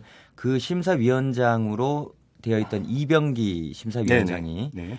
초창기에는 그 민주당 쪽, 야당 쪽에 추천목으로 방통위원회 들어갔다가 네. 그 다음에는 그 국가미래연구소인가요? 그 박근혜 지금 이제 비대위원장이 싱크탱크 쪽에 예. 합류한 인사였는데 그렇죠. 그 인사가 거기 심사위원으로 있는 그런 부분이었고 특히 이 부분 관련해서 방통위원장이 그 부분에 대해서 야당 의원들의 지적을 받았을 때 뭐 큰 문제 되느냐라는 부분으로 넘긴 부분에 대해서 좀 우려가 좀 있죠. 왜냐하면 어떤 특정한 어떤 정치인의 선거 참모로 들어간 사람이 어떤 종편심사라는 방송국을 허가하는 곳에 심사위원장이라고 했던 거는 상당히 문제였던 부분이 있습니다. 그런데 그럼 그 이병기 위원장을 심사위원장으로 위촉하는데 최시중 위원장이 일정하게 역할을 했다고 보시는 겁니까? 당연하죠. 예. 그래요. 예.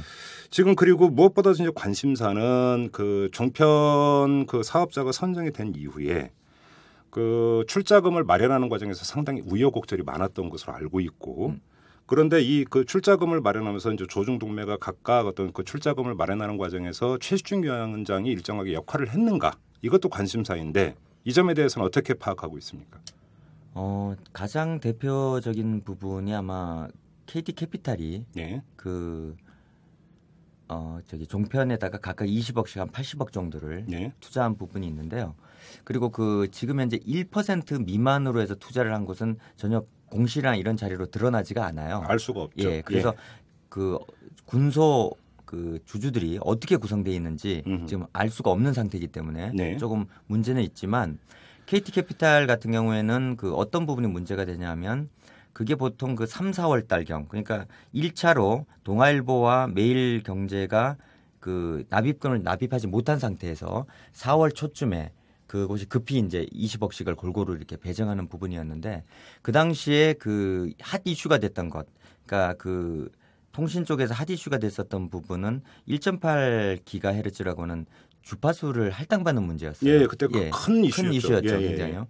근데 그 이슈가 제기되는 그 상황에서 그 KT캐피탈이 그쪽을 통해서 그 종편 쪽에 이걸 그 투자를 했었는데. 현재 방통위를 그 바라보는 시각들 중에 가장 큰 부분이 무슨 조선중앙동아 매경이라고 하는 종편 부분도 있지만 KT 쪽에 상당히 경도된 그런 어떤 그동안의 정책 운영을 해왔다. 특히 대표적으로 보면 KT와 KTF 합병이라든지 그런 부분하고 이번에 그 1.8GHz 부분도 보면 예를 들어 그 1.8GHz를 그 기존에 KT는 가지고 있었어요. 이미 PCS라고 하는 주파수용으로.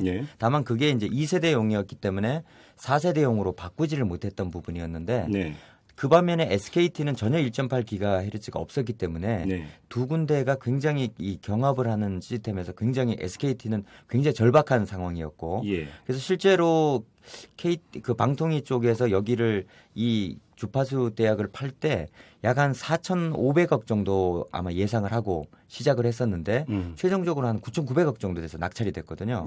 마지막에 물론 KT가 포기를 했지만 근데 이 상황에서 조금 그 얘기가 되고 있는 부분은 어떤 부분이냐면 방통위가 그 이전에 정보통신부 장관이었던 이석채 회장을 그에 대한 편향적인 걸 하면서 왜 이렇게까지 1조 원 가까이로 이걸 올렸느냐라고 하는 부분에 있어서 사후 분석이 나온 게 다 승자의 저주다.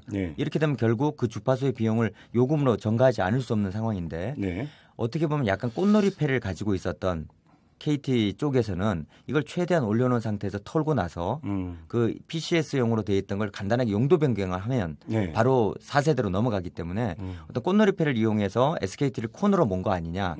그리고 그런 어떤 부분에 있어서 어떤 사전에 교감을 이루는 과정에서 그 최시중 위원장이 어떤 조중동매라고 하는 종편 중에서 동아와 특히 자신의 그 전 친정이었던 동아와 매경 쪽이 주주 구성을 하지 못하는 상황에서 자본금을 마련하지 못하는 상황에서 어느 정도 협조를 구하지 않았겠느냐라는 부분들이 좀 보여지는 상황이 있는 거죠. 그래요. 그러면 좀 정리를 하면 1.8GHz 대의 어떤 주파수 대역을 이제 분과 그 방통위원회에서 어느 사업자에게는 줘야 되는데 이 과정에서 SKT하고 KT가 경쟁이 붙었었고, 근데 이 경쟁 구도를 이용해서 이제 방통위원회 최시중 위원장 같은 경우는 KT가 동아일보하고 매일경제 MBN이죠. 여기에 이제 그 20억씩 이제 지분 출자를 하도록 유도를 했다라는 것이고요.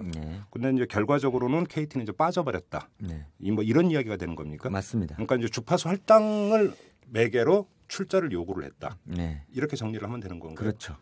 그러면 KT 입장에서는 근데 결과적으로 주파수 할당을 받지를 못했잖아요. 그러니까 여기서 이제 이해가 안 되는 부분이 있는데 그것이 이제 장주호 국장님 말씀대로라면 KT는 애초에 그 1.8GHz대의 대역이 있긴 있었기 때문에 용도 변경을 승인해 주는 조건으로 출자를 했다. 네. 이렇게 보면 되는 건가요? 맞습니다. 현재 승인이 됐습니다. 예. 용도 변경이 승인이 됐습니다. 그래서 현재 KT는 그 옛날에 PCS 주파수를 예. 1월 3일부터 예. 4세대인 LTE 예. 그 롱텀 에볼루션으로 바꿔서 현재 서비스를 하고 있습니다. 아, 그래요. 그래서 그 승인의 과정에 작년 초부터 계속해서 작년 아마 9월 말경까지 최종적으로 승인이 난 9월 말경까지 계속 KT 쪽은 이 그 기존의 PCS라고 하는 2세대 주파수를 바꾸는 부분에 대해서 계속 방통위와 교감이 있었던 상황이고 거기에 대한 어떤 부분들이 계속 그 문제 부분이 있었던 부분이었어요. 그러니까 결국은 PCS, 그러니까 주파수 대역이 PCS용을 LTE용으로 바꾸기 위한 용도 변경을 위해서 20억씩 정편에 출자하도록 요구를 했다.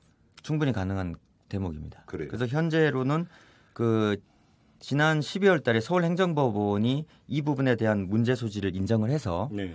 그 4세대로 전환하지 못하도록 가처분 신청을 내렸습니다. 그러니까 예를 들어서 016 이렇게 쓰는 2세대 맞습니다. 그 핸드폰을 쓰고 있는 사람들을 일방적으로 이제 서비스 종료하려고 했던 게 바로 이 문제라는 이 것이죠. 문제입니다. 예. 아, 그래요? 예. 그리고 나서 그걸 이제 KT와 방통위가 다시 항고를 해서 네. 서울 고등법원에서 뒤집어져 가지고 그랬나요? 예, 그래서 지금 1월 3일부터 서비스를 하게 돼 있고요. 오호. 내일부터 이 그 2G 서비스, 예. 2세대 서비스 중단에 관한 본안 소송이 예. 내일 1심이 열립니다. 아, 그래서 그래요? 아직 계속되어 있는 불씨로 지금 되어 있는 부분입니다. 그런데 지금 장주호 국장님 말씀대로라면 그 조중동 종편에 지분 출자를 해주는 조건으로 2세대 이동통신을 끊도록 해줬다라는 거잖아요.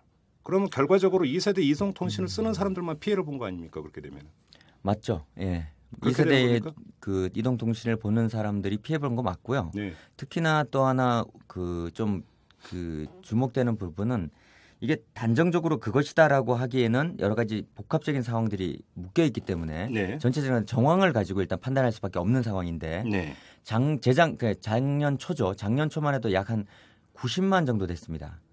그 전체 2세대 2세대 KT에 사람들이. 가입돼 있는 사람들이 예, 예. 2세대로 가입돼 있는 사람들이 90만 정도 했는데 작년 말에 약 1한1만 정도로 급속히 줄었어요. 예. 그리고 이제 그 부분을 전체 가입자의 1% 미만으로 내려오면 방통위 쪽에서는 너네들한테 승인을 해주겠다. 네. 이런 그 권고안을 냈었고 그 1% 가입자 대비 1% 이하로 낮추기 위해서 네. 계속적으로 이제 KT 쪽에서는 그 어떤 뭐 일례로 가장 흔했던 거는 수시로 문자나 아니면 전화를 통해서 나는 바꾸지 않겠다라고 했는데도 계속 이렇게 했다. 네. 그리고 또 심지어는 그 인터넷선을 일단 전화선이나 인터넷선을 끊은 다음에 네. 그 집에 가서 바꾸도록 권유를 한다든지 서비스를 이 핑계로 해서 네. 이런 식으로 해서 방통위에 약 1000여 건 되는 이미 진정이 접수된 상황이었어요. 예. 근데 그런 어떤 부분에 있어서의 불법 조사 예. 또는 이런 부분에 있어서 KT의 어떤 부분의 진정에 대한 어떤 조사들은 하지 않고 일단은 1% 이하로 낮춰졌구나. 예. 그래서 승인 요건이 됐기 때문에 바꿔준 부분은 뭔가 사전에 어떤 교감이나 이런 부분이 있지 않고는 힘든 부분이 아니었느냐. 네. 그리고 또 하나 거기에 정황을 비춰주는 것은 정영욱 전 그 청와대 정책보좌관 최초중 양안이라고 했던 사람이 작년 5월 달에 예. 그러니까 8월 달에 SKT가 1조 원을 통해 가지고 가져간 그 하기 바로 3개월 전에 네. 그 SK 측으로부터 3억 원 정도의 돈을 이미 수수했다라고 하는 것이 검찰에 이미 포착된 상황입니다. 잠깐만요. 그러니까 정영욱 전 방통위 정책보좌관이 네. SKT로부터 3억 원을 수뢰를 했는데 네. 그 시점이 방통위원회가 1.8GHz대의 LTE 주파수 대역에 허가를 내기 3개월 전이었다. 이런 말씀이십니까? 그렇습니다. 그러면 예. 그 3억 원이라는 돈이 주파수 대역을 할당해주는 조건일 가능성이 있었다라고 지금 보시는 겁니까? 그렇죠. 예. 실제로 SK 검찰에서 그 SK 쪽을 조사하는 과정에서 정영욱 전 보좌관에게 그 주파수 할당 관련해서 네. 이 뇌물을 제공했다는 게 그 조사가 돼 있기 때문에 예. 그 부분은 그러면 그와 관련해서는 그러니까 이건 상당히 이제 그러니까 어떤 행정 절차에 비리가 끼어들었다는 이야기가 되는 건데 그렇죠. 예. 이와 관련해서 총책임자인 최시중 위원장이 한 이야기가 있나요? 이 있습니다. 문제에 대해서. 뭐라고 했습니까? 일단은 방통위원장으로서 한 이야기는 예. 사실과 다른 부분이 많다. 아하. 그분 그 정영욱이라고 하는 사람에 대한 수레설이 있는데 사실과 다른 부분이 많다는 부분을 이야기했고 네. 방통위 차원에서는 네. 구조적으로 불가능한 이야기다. 그러니까 이런 식으로 얘기를 했습니다. 정영욱 보좌관이 3억을 받았다 하더라도 그것이 주파수 할당에 영향력을 미칠 수 있는 구조가 아니다. 이렇게 얘기를 했었는데 예. 그 두 가지 각각에 대해서 좀 반박을 하자면 예. 첫 번째는 그 최시중의 양아들이라고 하는 정영욱 보좌관이 최시중 위원장을 안 지가 10여 년입니다. 네. 10여 년 동안을 거의 한 탯줄을 가지고 있었던 사람이 더구나 자신의 양아버지인 사람을 그 양아버지한테 자기가 어떤 돈을 수뢰한 이후에 그 돈을 전달하지 않고 모두 중간에서 가로챘다. 이게 과연 상식적으로 가능한 일이냐 아니면 네. 순리적으로 가능한 일이냐 전혀 이해가 안 되는 부분이고 네. 그리고 돈을 준 사람 자체도 예. 내가 정영국이라는 사람을 보고서 돈을 줄 사람은 없다는 거죠. 다 최시중 씨를 보고 주는 것이고 그리고 또 재미있는 것은 김학인 씨도 그렇고 SK도 그렇고 그 전에 그 CJ 오쇼핑이 그 온미디어를 인수할 때도 마찬가지고요. 예. 어떤 건별로 문제가 돼서 뇌물이 제공됐던 건들이 모두 그렇게 결론은 다 그렇게 났습니다. 결론이 그렇게 됐던 정영욱 씨를 향했다라는 거네요. 행사했던 부탁들이 청탁들이 모두가 통과가 됐어요. 그래요. 예를 들어 CJ 그 오쇼핑 같은 경우는 온미디어를 인수하게 됐고 네. SK도 주파수를 따게 됐고 예. 그다음에 김학인 씨도 EBS 이사가 됐고 예. 그러니까 모두 청탁이 이루어졌습니다. 예. 이제 그런 부분들에 있어서 최시중 위원장의 힘이 없이 과연 그게 가능했겠느냐라는 부분이 하나가 있고요. 네. 또 하나는 방통위가 이야기한 구조적으로라는 말은 여기가 합의제 기구이기 때문에 네. 이 어떤 한 사람 최시중 위원장의 힘으로는 그게 되게 힘들다라는 이야기로 얘기를 한 부분인데 실제로 이제까지 그 이번에 뭐 SK 주파수도 그렇고 그다음에 그 KT의 어떤 투지 서비스 종료도 그렇고 대부분의 중요한 현안들, 첨예한 현안들은 3대 1로 다 결론이 났습니다. 네. 그건 뭐냐면 최시중 위원장이 자기의 휘하에 두고 있는 부위원장과 그 부위원장과 그 또 한 명의 그 방통위 출신의 위원장을 통해서 실제적으로는 이걸 표결을 유도해서 그러니까 대부분의 3대 2라는 게 방송통신위원이 5명으로 구성돼 있는데 네, 그 여당 몫이 표결로 3대 2로 갈렸다. 그렇죠. 예. 네, 맞습니다. 그래서 항상 여당 위원 몫인 3대 2의 구조로서 계속 이제까지 의결을 시켰기 때문에 네. 방통위가 이야기하는 합의제 기구이기 때문에 구조적으로 불가능하다는 얘기는 실제적으로 의미가 없는 얘기라는 거죠. 예. 네. 그런데 지금 그 국장께서 말씀하신 것은 정황입니다. 네, 맞습니다. 그러니까 이제 쭉 복기를 해보니까 네. 공교롭게도 정영욱 씨가 SKT로부터 주파수 할당에 힘써달라고 해서 3억을 받았고 김학인 방송예술진흥원이죠. 네. 방송예술진흥원장이 EBS 이사가 되게 해달라고 하면서 준 돈을 받았고 네. 뭐 이런 거에 받았는데 결과적으로 주파수 할당도 됐고 김학인 이사장은 EBS 이사가 됐다. 네. 그렇다면 방통위원회 최고 실세인 최시중 위원장의 입김이 없이는 이게 가능했겠느냐. 결국은 이 말씀이잖아요. 그렇죠. 하지만 그건 결과론입니다. 예. 정황이고. 예. 이것 말고 다른 근거가 있습니까? 지금 그 최시중 위원장을 둘러싼 많은 이야기들이 있죠. 네. 그런데 그 설들의 가장 큰 맹점이 네. 아까 말씀하신 것처럼 그 실제로 누구를 만났다. 누구를 만났는데 과연 거기 안에서 이 이야기되고 있는 부분들이 네. 실제로 그런 내용으로 해석되는 얘기 있느냐 아니냐라고 하는 부분들이 그 구체적으로 거기에 담겨 있는 사람들의 어떤 정확한 증언이나 이런 부분들을 얻어낼 수 없기 때문에 네. 거기에서 단편적으로 흘러나오는 어떤 사람들의 이야기 그리고 누가 누구를 만났다라고 하는 정황 이상은 지금 현재 확보된 부분은 없죠. 네. 그래서 그런 부분들이 이번에 숱하게 이야기됐던 것들이 정권의 말기로 오면서 이제 터진 부분이고 그런 부분에 있어서 적어도 저희들은 검찰 조사라든지 네. 아니면 그동안 얘기해 왔던 것은 검찰 조사 이전에 내년에 그 의회 권력이 바뀌게 되면 청문회를 통해서 네. 그동안의 많은 사람들의 증언 이런 부분들을 확보를 하게 된다면 예. 충분히 입증 가능하지 않겠느냐라는 부분이고 현재로는 뭐 저희들이 어떤 수사권이라든지 아니면 그 증인을 불러서 이렇게 할 수 있는 시스템들이 안 돼 있기 때문에 현재 상황으로는 정황밖에 말씀드릴 수 없다. 이런 부분. 그래요. 아무튼 지금 뭐 이야기가 진행되는 과정에서 자연스럽게 나왔는데 최시중 방통위원장과 관련해서 지금 최근에 불거진 비리 사건은 양아들로 통했던 정영욱 그 방통위 정책보좌관의 그러니까 수뢰 의혹 사건입니다. 네, 맞습니다. 그런데 정영욱 보좌관은 지금 해외로 사실상 도피를 해 있는 상태이고 검찰 수사는 중단돼 있습니다. 네. 그리고 여기서 등장하는 또 한 명의 인물이 아까 이제 말씀하셨던 김학인 방송예술진흥원 장인데 이 사람이 뭐 200억이 넘는 비자금을 조성을 해서 뇌물을 뿌렸다 이런 이야기 아닙니까? 그런데 지금 그 김학인 그 원장이 정영욱 씨를 그 정영욱 씨에게 돈을 준 건지 아니면 정영욱 씨를 통해서 다른 사람 예를 들어서 최시중 위원장에게 돈을 주려고 했던 것인지 이거는 성격이 전혀 다릅니다. 어떤 것인가에 따라서 이 관련해서 뭔가 새로 포착된 내용이 있습니까 없습니까?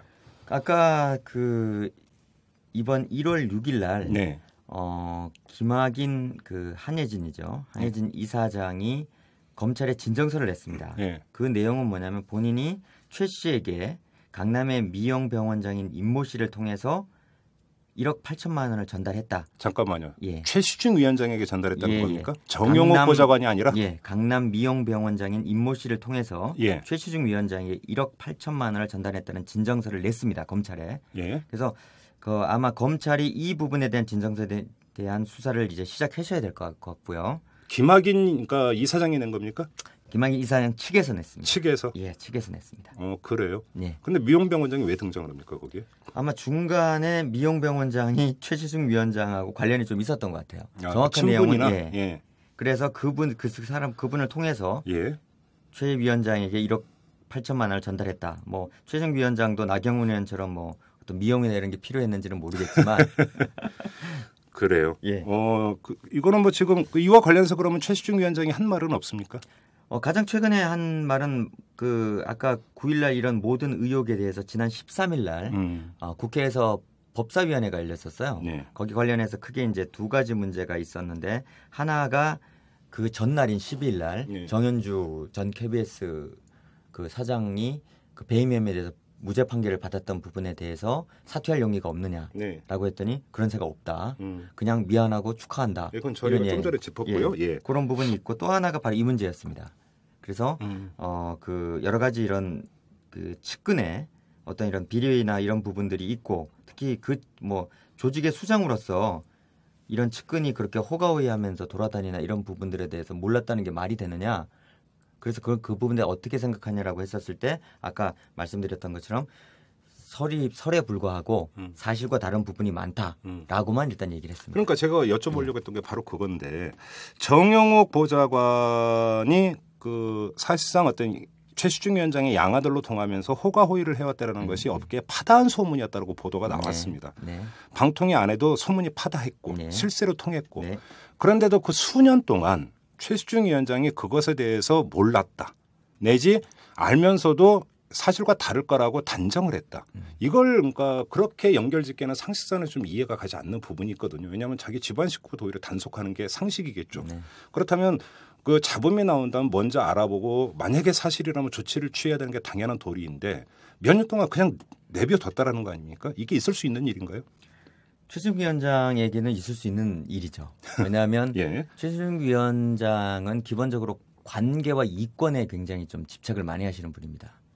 그렇게 왜냐하면 그 현재 그 방통위 내에는 골품 제도가 있어요. 골품 제도가 있다고요? 골품 제도. 지금은 신라 시대가 아닌데. 그런데도 거긴 있습니다. 그래서 흔히 영포회라고 하는 포항 영일 출신, 영일 포항 출신들이 선골이고요. 그 다음에 이제 서울대 정치학과 본인의 후배들이 보통 진골로 하고 그래서 그 두 사람들을 기준으로 해가지고 방통위가 사적으로 좀 이용되고 있는 상황이에요. 인사적으로 봤을 때. 진짜 그러면 그 두 출신 사람들이 요직에 포진해 있는 겁니까? 포진해 있습니다. 영포에는 아니지만 그 누구죠? 그 방통위원장께서 대구의 대륜고등학교 나오셨어요. 방통위. 그 대륜고등학교 출신이 지금 방통위의 기획관리실장으로 있습니다. 그렇습니까? 기획관리실장으로 있고 가장 총애하는 방송정책국장인 김준상 국장이 서울대 정치학과 출신입니다. 또 대학교 후배네요. 대학교 후배죠. 그리고 그 밑에 있는 그 방송정책과장인가요? 그분도 지금은 아마 그 이상학 과장이라고 지금은 다시 통신정책과장으로 옮겨졌는데 그분도 역시 학교 후배고요. 대학교 후배입니까? 대학교 후배입니다. 그래서 전반적으로 그 어떤 특정한 지연과 네. 항맥을 중심으로 예. 이 방통위를 이제까지 계속 운영해 왔고 예. 그래서 저희들이 계속 이제까지 이야기했던 부분은 최시중 위원장 혼자만으로 방통위의 여러 가지 정책들이 생산된 것은 아니다. 네. 거기에는 일정한 부분에 있어서 거기에 결탁한 관료들이 같이 결탁이 되어 있는 부분이라는 부분을 저희들이 계속 지적을 했었고 네. 그래서 그중에 김준상 국장 같은 경우는 반드시 청문회에 같이 나와서 반드시 증언을 해야 될 것이다. 그리고 실제적으로 그 김준상 국장이 개입한 어떤 여러 가지 몇 가지 정책들이 있는데 네. 그중에 가장 대표적이었던 정책이 지난 8월 30일 날 이상학 그때 방송정책과장이 발표한 SO와 PP에 관한 소유 겸용 규제 완화 방안이라는 토론회가 있었습니다. 네. 공청회가 있었습니다. 그러니까 SO는 이제 종합유선 방송 사업자고 예. PP는 이제 그 케이블 채널을 운영하는 사업자고. 맞습니다. 예, 예. 거기에 이제 가장 핵심이었던 부분은 SO는 지금까지 방송 권역 3분의 1 제한이 걸려 있었어요. 네. 그래서 그 방송 권역 3분의 1 이상을 그 항상 이 권역으로 가지고 있어야만 가능한 그런 구조가 있었습니다. 그게 왜 그러냐면 그 크림 스키밍이라고 해서 그러니까 그 특정하게 자기네들이 유리한 지역 대도시 지역에서만 가입자들을 그 유치하지 못하도록 네. 그 어떤 방송 권역을 나눠서 그 권역을 배정함으로 해서 이 오지나 이런 부분들에도 그 혜택이 갈 수 있도록 네. 이렇게 하는 그 방송 권역 제한의 부분이 있었는데 네. 이 부분을 철폐하겠다. 그래서 그냥 전체 3분의 1 이하만 네. 가입자를 유치하면 된다. 그러니까 한 SO당 전체 3분의 1 이하만 유치하면 그 가입을 유치하면 된다. 그렇게 되면 결국 이 사람들이 그 대도시 중심으로 유지하기 편한 대도시 중심으로만 이 사업자들을 결국 그 가입을 유도하게 되고 어떤 방송이나 이런 다른 그 오지나 그 섬 지역 네. 이런 부분들에 대한 부분들은 하지 않아도 되는 어떤 약간 혜택이 온 부분이죠. 그리고 또 하나는 그 PP 같은 경우에는 총 PP들 그러니까 총 방송 채널 사용 사업자들의 그 총액 매출액의 3분의 1 이상을 넘지 못하게 되어 있습니다. 근데 지금 문제는 뭐냐면 CJ가 현재 온미디어를 인수하면서 3분의 1 거의 턱 밑까지 갔어요. 네. 그래서 이 부분에 대한 규제를 완화시키거나 없애주겠다라고 했는데 이 부분이 또 어떤 부분과 얽혀 있느냐라고 하면 이 두 부분이 다 공통적으로 어떤 이익을 보는 사람이 CJ그룹입니다. 왜냐하면 CJ그룹은 SO도 가지고 있고 PP도 가지고 있어요. 그렇네요. 예. 예. 그런데 CJ그룹이 그 당시에 어떤 위치였냐 하면 그 당시에 종편 채널들은 황금 채널 배정 문제로 해서 네. SO들과 굉장히 신경전을 벌이고 있었어요. 그러니까 지상파 근접 채널 번호를 주는 문제죠. 맞습니다. 예, 예. 그래서 지상파 근접 채널인 13번 때부터 20번 때까지 네네네. 그걸 얻기 위해서 했는데 SO들이 거기에 대해서 별로 그 쉽게 움직이지 않았습니다. 그랬었죠. 근데 문제는 방통위의 권한이 아니었어요. 채널 배정권은 SO의 전속 권한이었기 때문에 네네.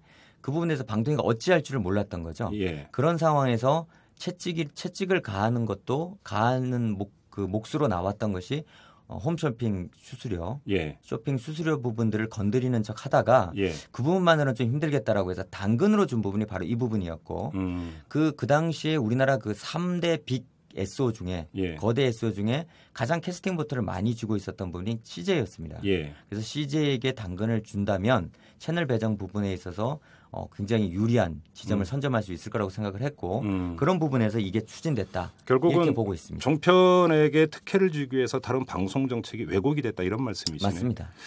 그래요. 그 문제는 알겠고 아까 얘기로 잠시 다시 돌아가서 네. 이 양아들로 불렸던 정영욱 정책보좌관 네. 나아가서 지금 이 장지호 국장께서 이른바 이제 골품제라고 이야기하면서 이야기했던 최시중 위원장들의 측근 네.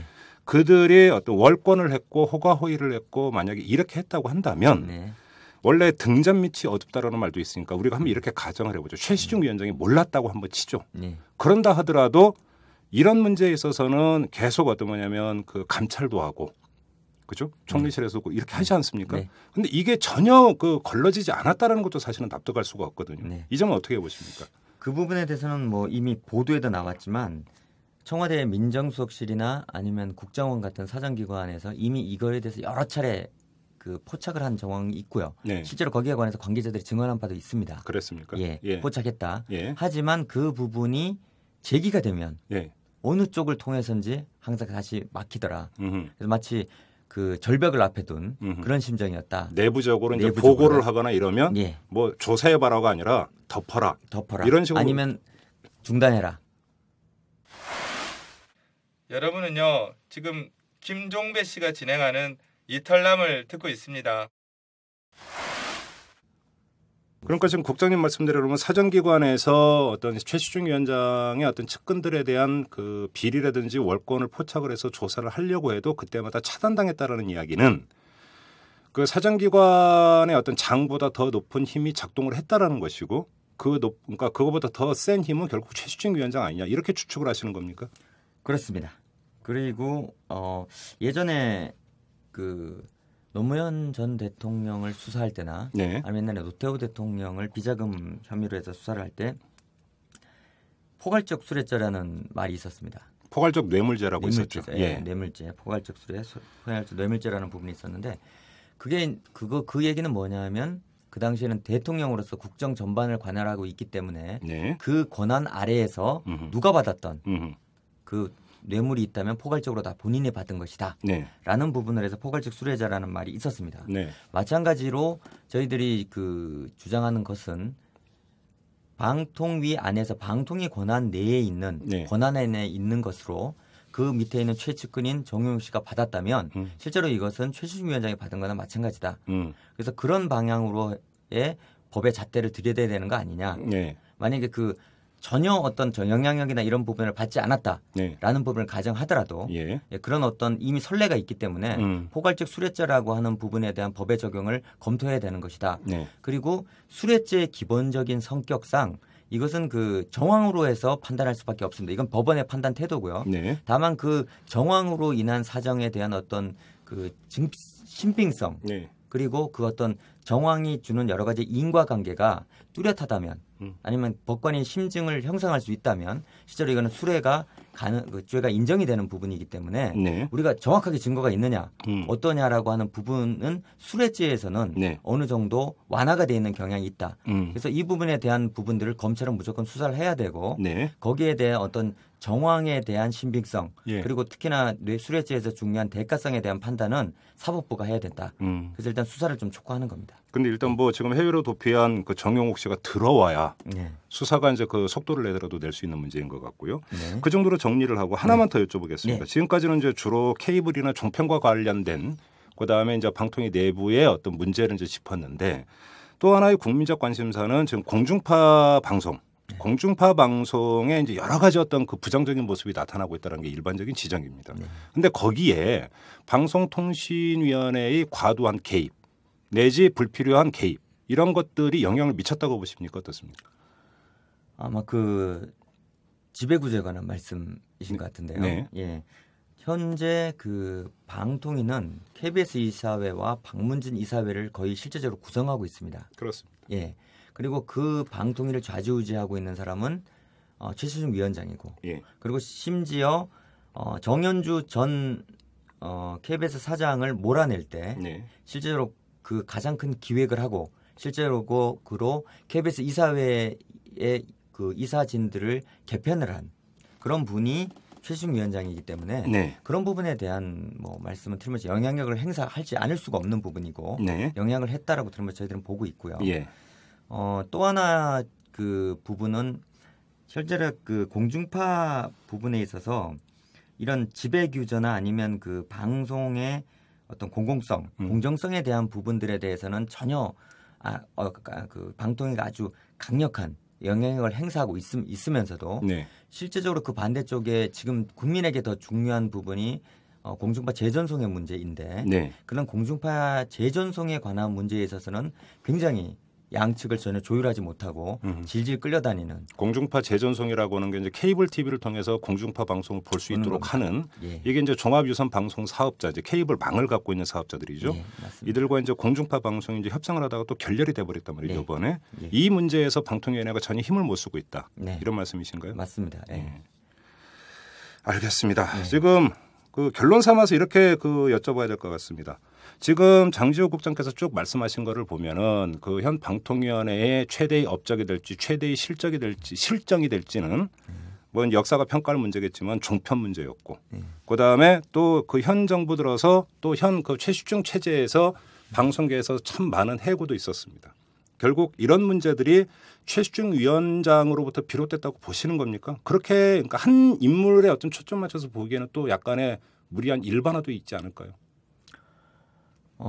지금 현재 우리나라 국민들이 아는 그 이명박 정부에서 네. 이명박 대통령을 좌지우지할 수 있는 사람으로 모든 사람이 꼽고 있는 사람이 두 분 있죠. 네. 이상득 형님과 그다음에 최시중 위원장입니다. 예. 모든 사람들이 그렇게 생각한다는 거는 그만큼 그 사람의 실제적인 실체와 네. 영향력이 있다는 부분이죠. 예. 그리고 실제로 현재의 KBS, MBC의 상황들 네. 그리고 그간의 어떤 보도의 행태들 예. 이런 부분에 구체적으로 드러난 결과물들이 나와 있습니다. 예. 그리고 그런 부분들에 대해서 국민들은 어떤 일정한 분명한 평가를 가지고 있고요. 예. 그럼 그 부분들을 누군가가 지휘했을 것이고 그리고 그러한 부분들을 누군가가 계속 관리를 했을 것이다. 네. 그럼 그 관리나 어떤 기획이 일부의 관료나 네. 힘없는 몇 사람에서 나올 수 있는 부분은 절대 아니다. 그래서 그 정도의 어떤 그 언론의 어떤 장악을 할 수 있으려면 네. 그 정도의 힘이 나오는 사람이 필요할 것이다. 예. 그리고 언론의 장악은 권력의 교체, 권력의 연장과 반드시 관련이 있는 부분이기 때문에 네. 그만큼의 권력의 핵심부에 있는 사람이 반드시 연관이 돼 있다는 점에서 네. 저희들은 최시중 위원장이 반드시 관련돼 있다고 봅니다. 그래요. 그 아까 말씀을 하시면서 4.11 총선 이후에 청문회를 언급을 하셨습니다. 네. 근데 이제 그러니까 저희가 지난주 금요일에 정현주 전 KBS 사장을 모시고 인터뷰를 했을 때도 네. 정현주 전 사장도 청문회는 반드시 필요하다. 네. 이른바 언론 잔혹사에 대한 이런 말씀을 하셨는데 그러면 구체적으로 예를 들어서 총선이 끝난 다음에 언론 노조나 이런 데서 청문회를 그러니까 공식적으로 요구할 계획을 갖고 있는 겁니까? 네, 있습니다. 그래요. 네, 있고 그거는 아마 현재 민주통합당이나 통합진보당에서도 네. 꾸준히 이야기되고 있는 부분. 그러면 지금 이제 그 민주통합당이나 그 진보통합당하고 얘기가 진행이 되고 있는 겁니까? 네, 맞습니다. 예. 그래요? 예. 예. 알겠습니다. 네. 자, 말씀은 여기까지 드려야 될 것 같습니다. 지금까지 장지호 언론노조 정책국장이었습니다. 고맙습니다. 네, 감사합니다. 자, 지금까지 최시중 방송통신위원장의 과거와 오늘을 짚어봤는데요. 여러분 어떻게 들으셨습니까? 경우에 따라선 일부 과장된 얘기가 있을지도 모르지만 그럼에도 불구하고 이 최시중 위원장이 남긴 족적이 그리 깨끗하지 않다는 점만은 분명해 보입니다. 이 정현주 전 KBS 사장에 이어서 오늘 나온 장지호 언론노조 정책국장도 청문회를 언급을 했는데요. 지켜보도록 하죠. 이 청문회가 실제로 열릴지 그리고 청문회가 열린다면 이곳에서 진실이 낱낱이 밝혀질 수 있는지 예의주시할 사안인 것 같습니다. 지금까지 이털남 김종배였습니다.